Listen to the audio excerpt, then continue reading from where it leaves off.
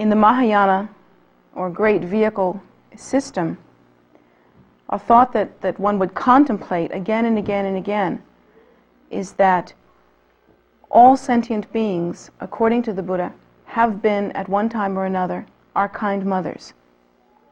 Now, the way that the Buddha arrives at that conclusion is that the Buddha teaches us that we have lived so many lifetimes, revolving since time out of mind in cyclic existence. And time out of mind really is just that. It's time out of mind. It isn't thousands of years. It isn't even millions of years. It's inconceivable time. According to the Buddha, we have been revolving in cyclic existence for that long. That's actually very hard for us to understand. We really, the mind tends to gravitate toward the idea of finite time. It tends to try to assimilate, try to hold on to a certain amount of time. But the Buddha teaches us that if we really want to understand the teaching, we have to really understand that we have been revolving in cyclic existence since time out of mind, inconceivable time. Beginningless time is the expression that's used. In this present time, reincarnation or rebirth is not an uncommon idea. Lots of people are talking about reincarnation.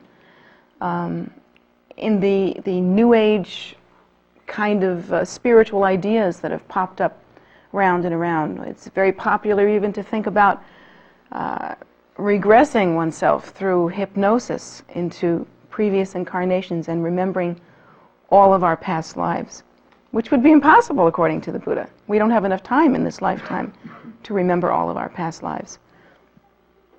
And there are far too many. The idea that we've lived sometimes, everybody likes to think that they've lived in maybe, Atlantis. That's been popular for a long time.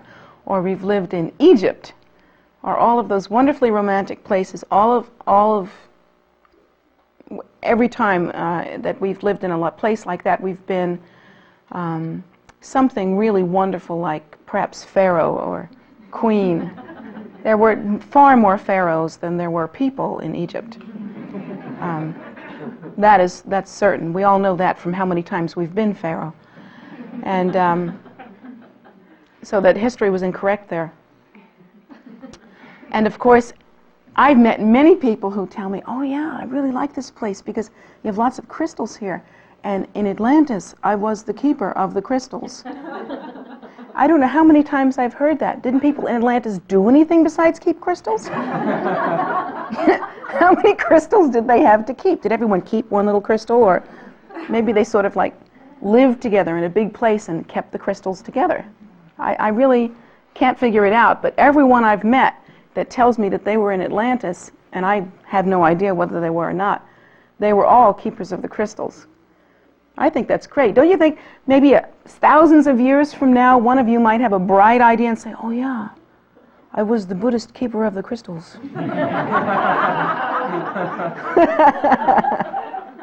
It could happen.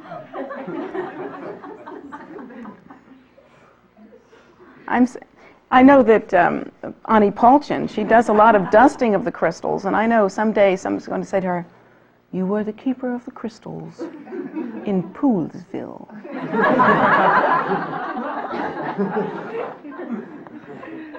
And everybody will get real excited about that. But anyway, we're being silly. According to the Buddha, we have lived since beginningless time, and I would assume that if we've had all of that time to knock around in cyclic existence, we've done some less romantic things as well. In fact, according to the Buddha, we have lived in many different life forms under many different conditions. And if you think about all the different conditions that exist in cyclic existence, that leaves us a whole lot of room. There are many different animal forms. There are many different insect forms. There are many different non-physical forms. There are an infinite number of non-physical forms that one could exist as. And even within the human realm, there are many not so romantic life forms that we could have, lifestyles that we could have lived. It's interesting to think also that we conceive of life as taking maybe 75 years to complete itself. But in cyclic existence, that isn't always the case. There are many insect forms that live only one day. Really, there are many that live only one day. Many, many more even than that live only one season or a portion of a season. I remember reading about a certain kind of very dry, arid condition where during the monsoon or the heavy rains, what looks like a dry, cracked bed of ground would fill up with water, and within only a few hours, eggs of tiny little crustaceans and different shrimp forms, that kind of thing, would hatch out, and they would live only until the lake dried up, which could be just a few days. And they might have stayed in the ground like that for many years, just to wait for that time. So many different life forms, so many different sentient beings surrounding us in cyclic existence, all of us going through the endless round of death and rebirth, according to their karma, teaches the Buddha, according to their perception. Really, according to their perception, according to the content of their mind streams, according to their habitual tendency, according to their desire. And it isn't a conscious desire, the kind of thing that you might cultivate thinking, I really desire to achieve enlightenment. It's a habitual, compulsive, unconscious kind of desire that one seems to not be able to help in the same way that one can't help taking the next breath in order to survive. In this mode we have been revolving in cyclic existence really since time out of mind, taking many different life forms, experiencing the endless round of death and rebirth. And under those conditions, we have always achieved birth through some means. There are many ways that one can achieve rebirth. The Buddha teaches us that there is rebirth through a mother in the way that a mammal would have birth. There is rebirth that occurs through an egg, and there is a non-physical kind of birth that occurs through heat fusion and heat and cold. And moisture. There are different kinds of rebirths that we can't even imagine. Yet, in most births, and certainly for all of us, we have many motherly sentient beings to be grateful for. In this present lifetime, we think that we shouldn't think too much about that.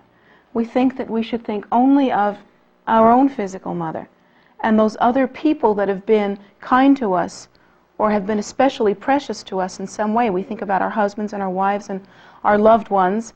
We think about our families. We certainly think about friends that have been especially kind to us. We think about people that we have grown up with or have spent time with that have somehow become significant within our lifetimes. And we tend to limit our kindness only to them and become completely unaware of all the other motherly sentient beings that are revolving in cyclic existence. One of the Rinpoches that comes here once in a while has a wonderful habit of taking students out on a walk and having us proceed in that walk in the mindless way that we usually go out into the world, walking around thinking, what's Rinpoche going to say next, or thinking, well, how is my hair today, or what am I going to do tonight, or what's for dinner, or whatever it is that we constantly run around in our heads about. So anyway, he would take us out on a walk, and then he would stop and he would say, stop. What's around you right now? Then he would say, look at that tree stump. Under that tree stump, and in that tree stump are living uncountable millions of sentient beings. The little bacteria, the little bugs that live in the tree trunk. Under the ground, there are hundreds of thousands of different kinds of bugs and worms, things like that. Look around you, you can see many trees. And each one of those trees, it's like a mini universe. so many different kinds of sentient beings involved in their process. But we walk outside and we don't think about them. We think about our mothers, our families. Really, we forget the ones that we can't see or the ones that we're not constantly reminded of. And so his idea was that we should constantly do this. Even in a place such as this, there are many plants. Don't you think there are sentient beings living in those plants right now? There are, even within the rug that we walk on, there are many different little bacteria. Even in our own socks, our cushions that we sit on. There are many different life forms that we are completely unaware of, completely unconscious of. So his idea was that we should stop and pay attention and get the big picture and think about these motherly sentient beings.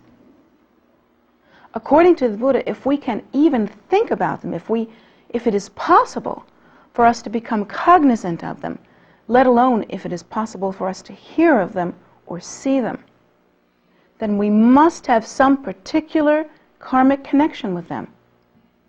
If I walk up to a tree stump and think, wow, there are uncountable millions of sentient beings in that tree stump, and just think about them, that contact, that touching, isn't even karmically possible if we don't have with them some profound karmic connection.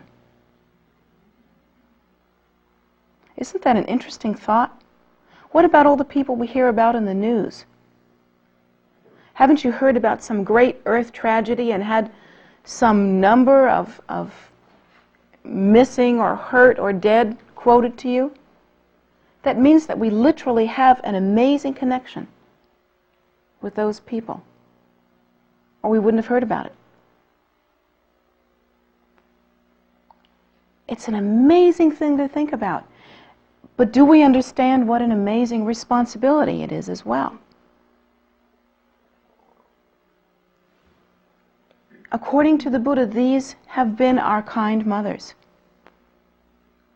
Whether they laid us as an egg or carried us around in a pouch or deposited us somewhere at the bottom of an ocean, or whether they gave birth to us as human beings give birth to one another. We have no way of knowing, and it doesn't even pay us to think about this. What we do know, though, is that they are continuing in cyclic existence, unable to help themselves because they are unable to understand the path or the method that leads them to enlightenment. They are even unable, many of them, to conceive of the idea of enlightenment. They are revolving in cyclic existence, so that means that they continue creating cause and effect relationships that at this moment are leading them to suffering and some to happiness as well. In that most of what they do is unconscious, and therefore it's going to be a mixed bag of tricks. They will do some kind and benevolent things that will lead them to happiness and prosperity. And they are also doing some habitual negative things that will lead them to more suffering, because cause always begets effect and continues that cycle in a very exacting way. The great wheel of life simply continues and constantly recreates itself through the exacting nature of cause and effect relationship. Everything that occurs, everything that is even thought of at this present time within our own minds and within the minds of all sentient beings becomes then the seed for future result, becomes a cause. And everything that occurs and everything that we think is also the result of some previous cause.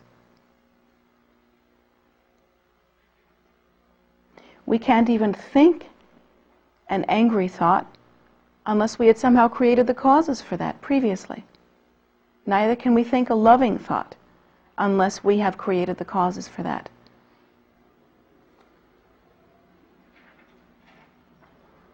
It seems to just continue in an endless way.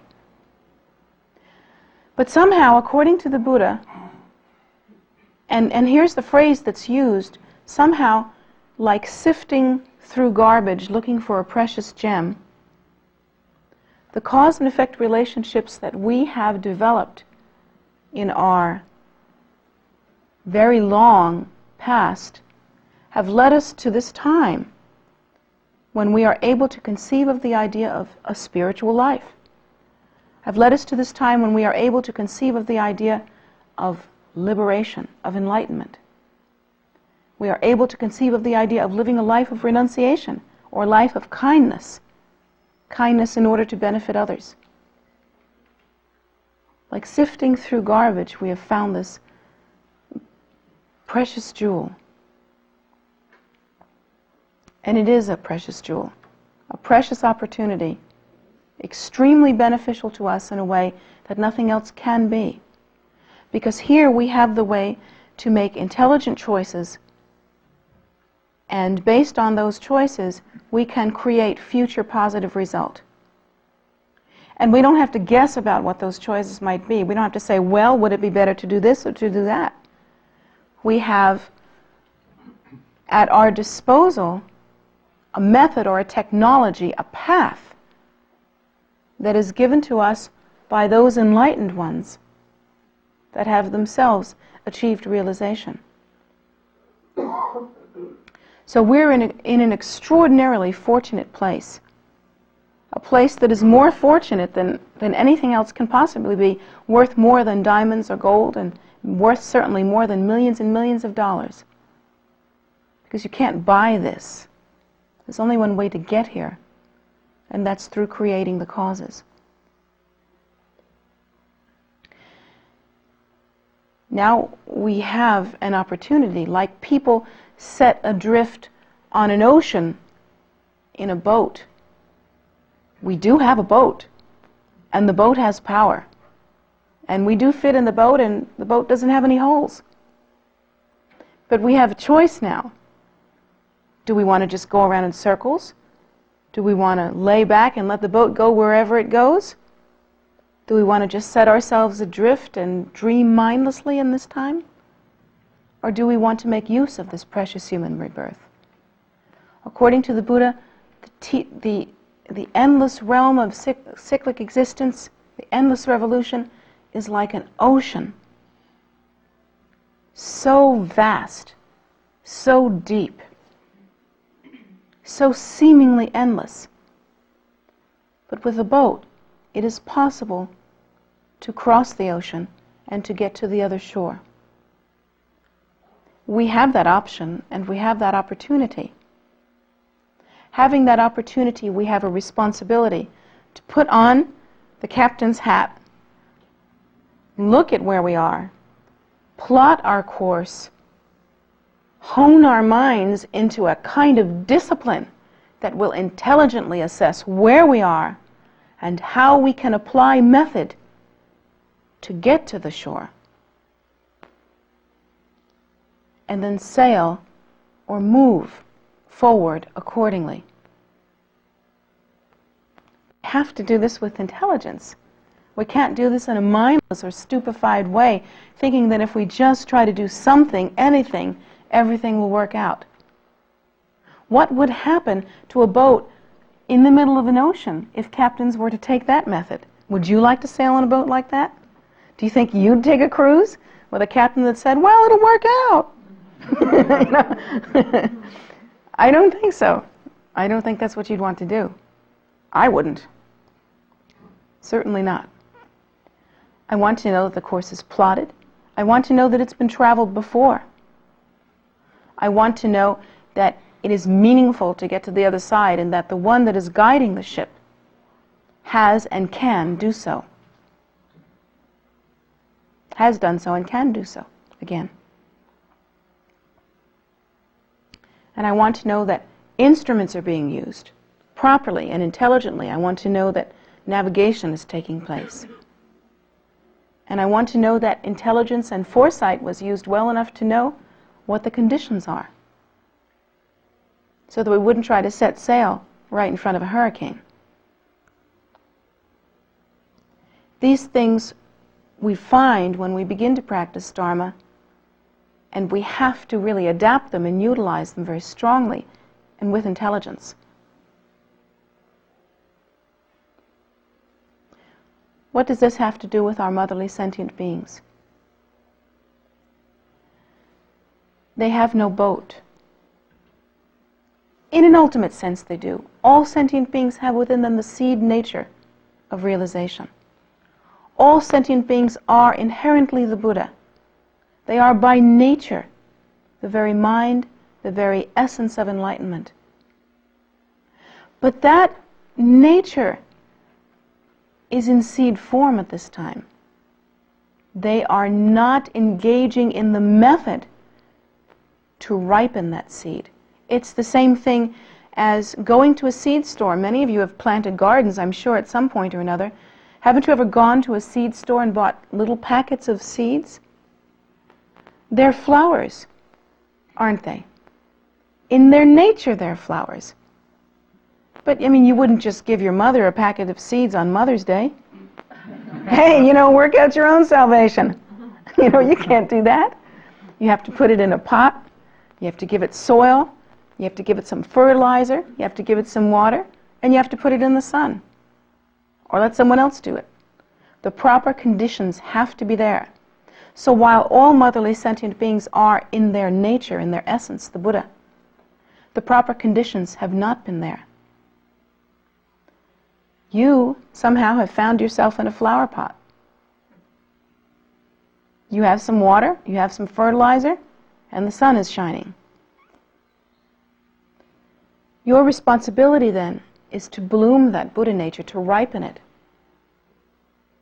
to allow it to occur through applying the necessary technology. It would be stupid to have all the conditions and not put them together, to not put the seed in the pot, to not give the water, to not nurture it effectively. And so you must think of that in terms of your lives. Now that you have this knowledge of your inherent nature, or at least some idea as to what that might be, to know that in your nature you are the Buddha. Now you have to apply the proper technology in order to ripen that, in order to make what is there in potential be there in potency as well.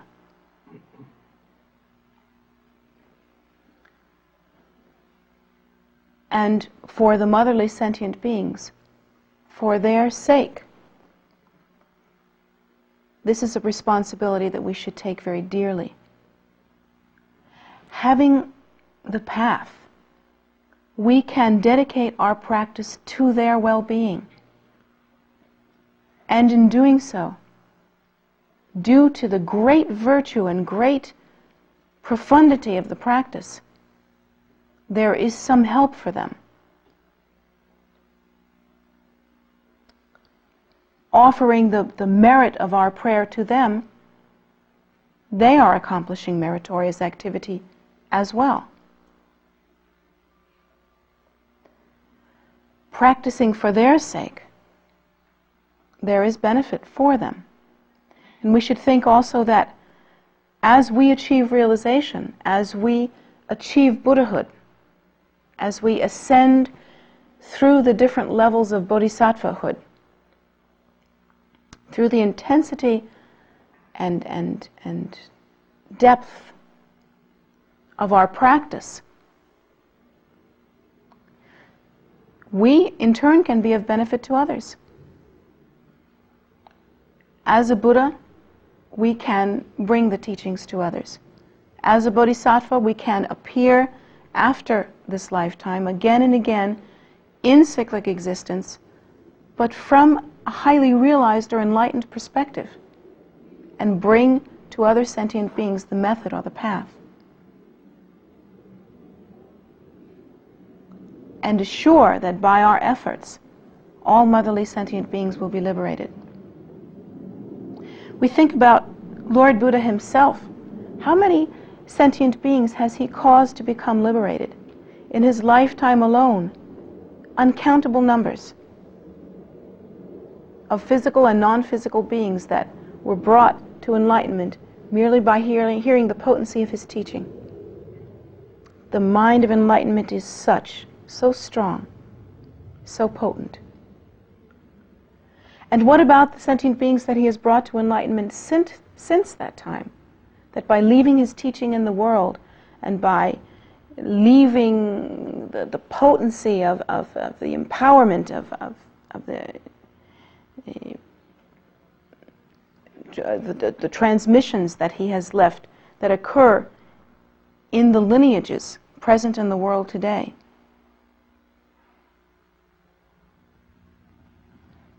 How many sentient beings have been brought to liberation by that means?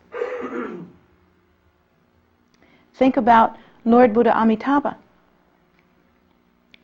Think about that, having attained Buddhahood, the potency of his prayers was such that he was able to pray all that yearned to be reborn in Dewa-chen, which is synonymous with the awakened state, or the Dharmakaya, mind of enlightenment.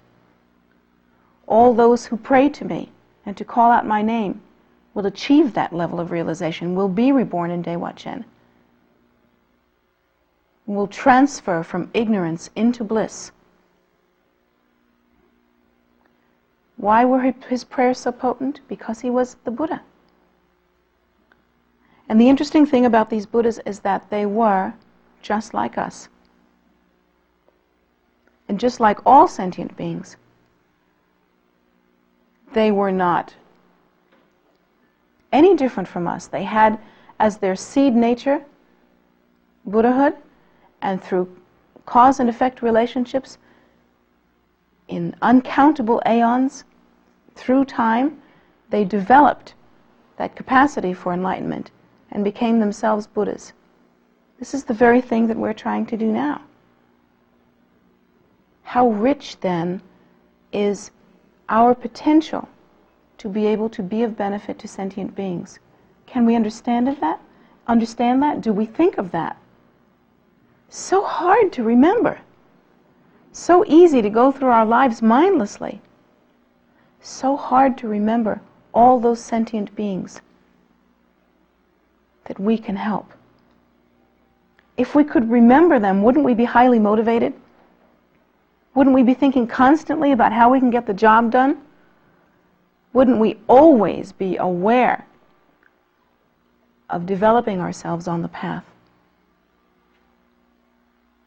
Absolutely. Perhaps that's a good way to use Mother's Day. Instead of thinking only of our own physical mothers, and we should think of them, we should think of all motherly sentient beings. Everyone, without prejudice, without distinction, without any kind of separation. We should think about all beings as our own kind mothers.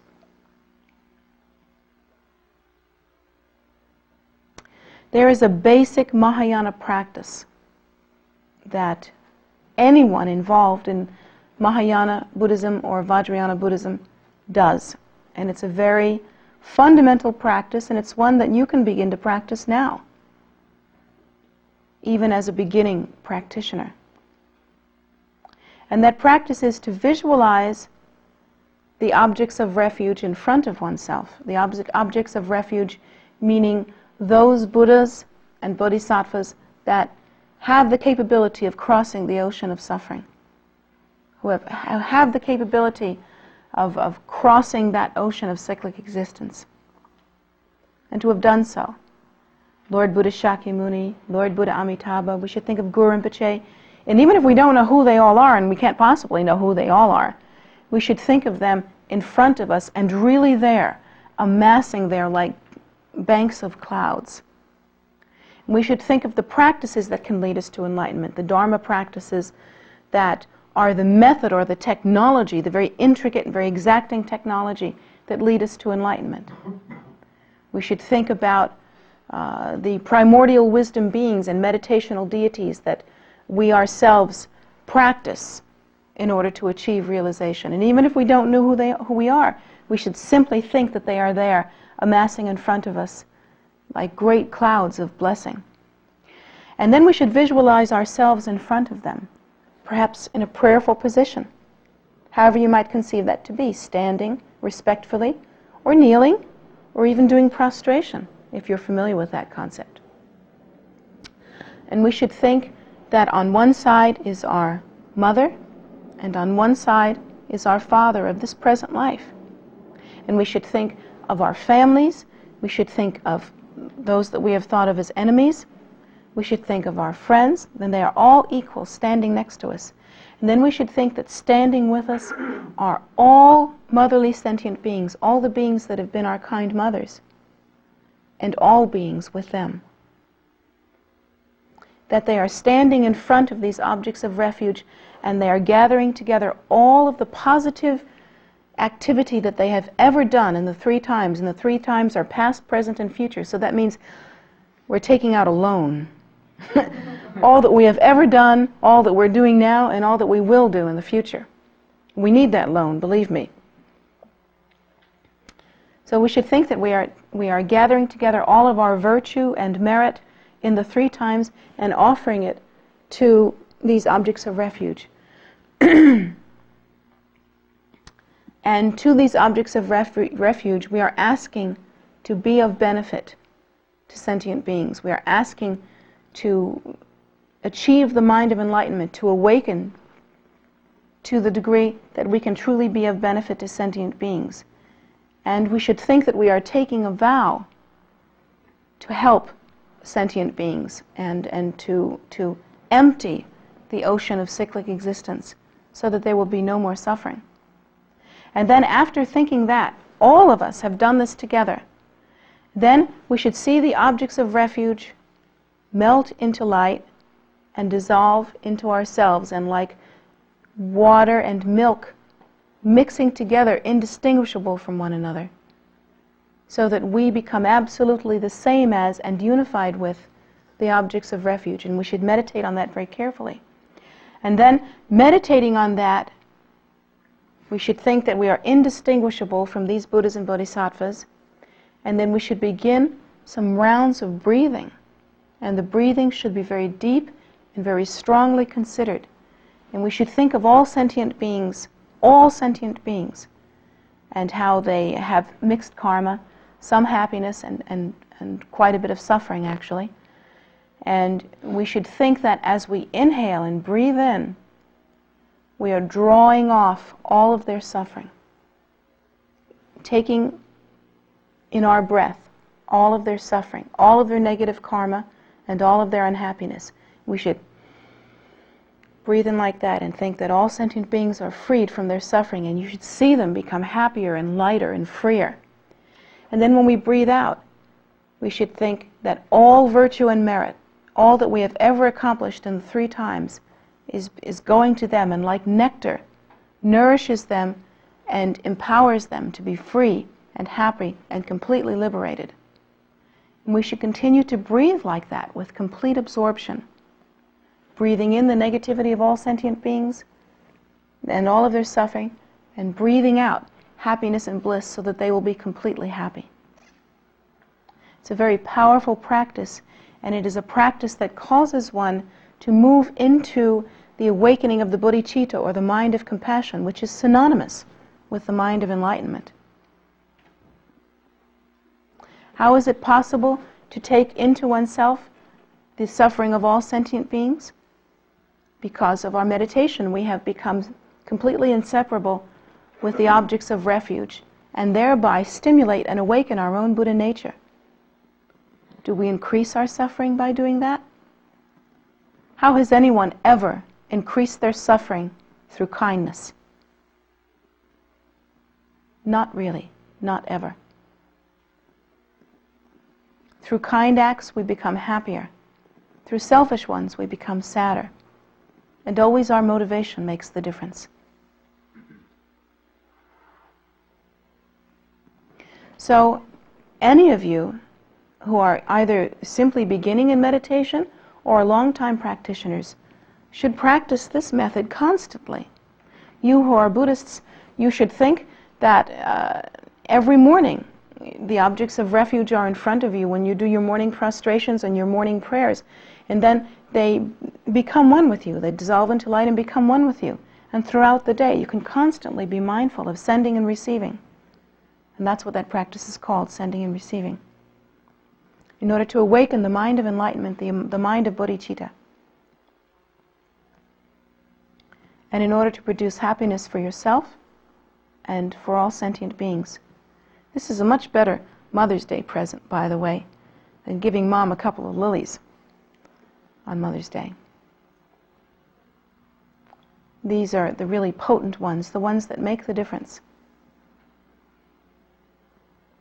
In closing, why is it that we become so fixated on our families only?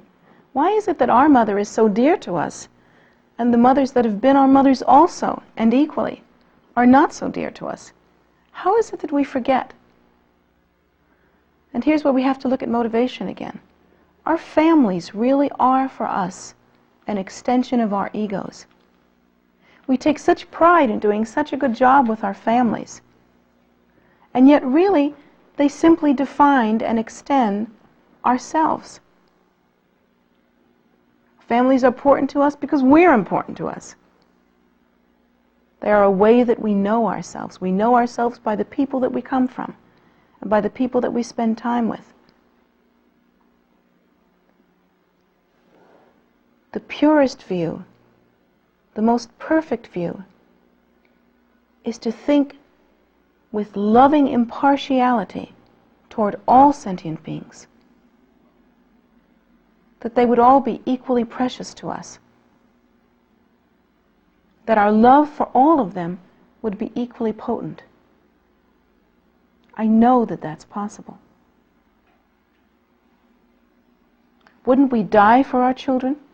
Wouldn't we do anything for our families? In the same way, we should think with that kind of loving concern for all sentient beings. In the end, we will lose our precious lives that we cling to anyway. Everyone does.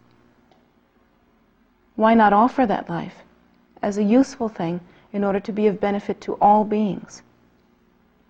Why cling when in the end we'll lose it anyway? Our families are precious, yes, but so are all of our families, all sentient beings equally.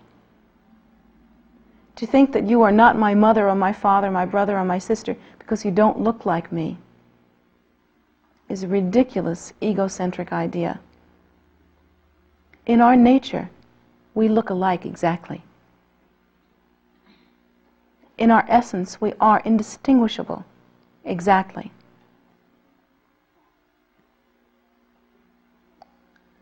And to think that we are only like certain people and that only certain people are truly family to us really is only an indication of our ignorance. So we should think like that and develop the kind of loving kindness that causes us to remain firmly aware of all sentient beings to the degree that we can really effectively utilize this life in full potency to be of benefit to them. And we should try to develop a sense of loving compassion and equanimity. The equalness of all life should be our most treasured thought. So I hope that perhaps we will go away from this class thinking in that way and hold that thought at least throughout Mother's Day. These thoughts are hard to hold on to, I know, but try. You can do it. It could happen. And see if you can hold throughout Mother's Day, and then maybe try for tomorrow, and take it one day at a time, and pretty soon you might really use this life effectively. I hope that you do.